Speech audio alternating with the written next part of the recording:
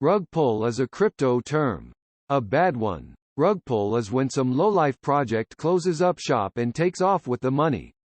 Some rug pulls are overnight and some take months and years to develop.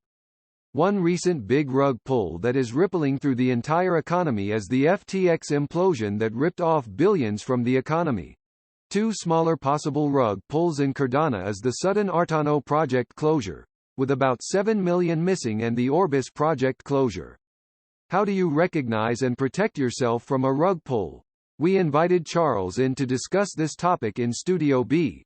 He is riding his bike and should be here any moment.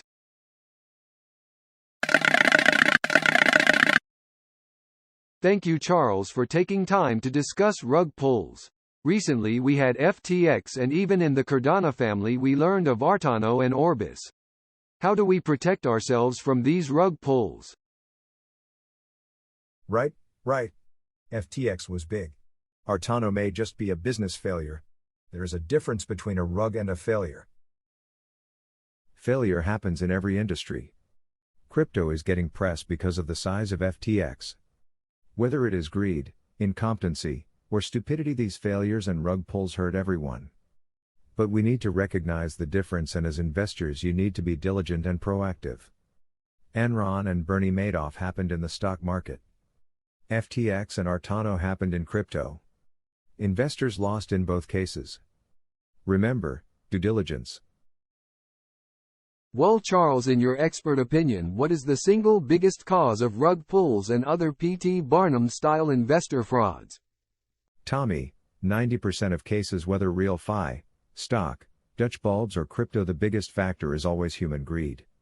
Take the greed factor out of the equation and the fraud most likely fails. FTX appears to be no different. Greed won and investors got hurt. Greed. That really pisses me off. How can we tackle this as Cardano and Defi if we're going to change the system?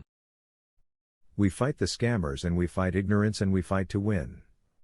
But the investors and consumers need to understand two age-old adages. The first is, if it looks too good to be true, it probably is. The second was coined a long time ago, caveat emptor, let the buyer be aware. We need to educate and fight. Remember, greed is a powerful ally to a scammer. Well, Charles, greed is hard to control. Do you have any other advice? Well, Tommy, use common sense. A consumer gets about 0.5% in the bank and about 2.3% for many government bonds. A 6% stock market return year after year is not bad. Yet we pay around 12 to 24% to credit card issuers because of the risk, and that is rising. DeFi by its newness is riskier than real FI. A 3 to 6% return is towards the safer side in DeFi. 10 to 20% is getting pretty risky. North of 20% is extremely risky and would qualify for the too good to be true rule.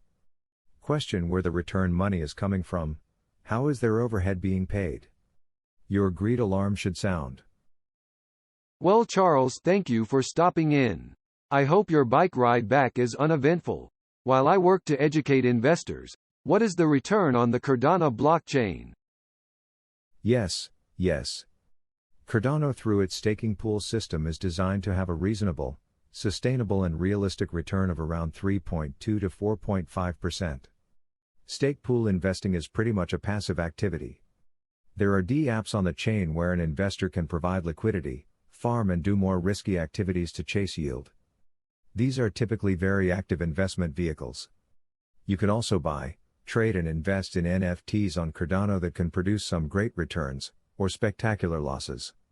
This is an extremely active and involved investment vehicle. Oh, and I would not invest in a project and its token if the project does not have a product. Thanks, Tommy, but I gotta beat the rain.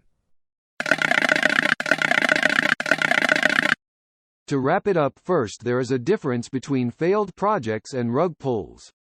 About 90% of all startups fail. Rug pulls are different and can be avoided. Greed factor can be the biggest issue. Too good to be true? Then avoid it. Interest or returns above 10%, be cautious. No product? Avoid the project and its token. Remember to apply the smell test. Do your due diligence. Make certain the team is doxed and legit. Again, if there is no product after a certain time, raise the radar. It is better to miss out than lose your principal.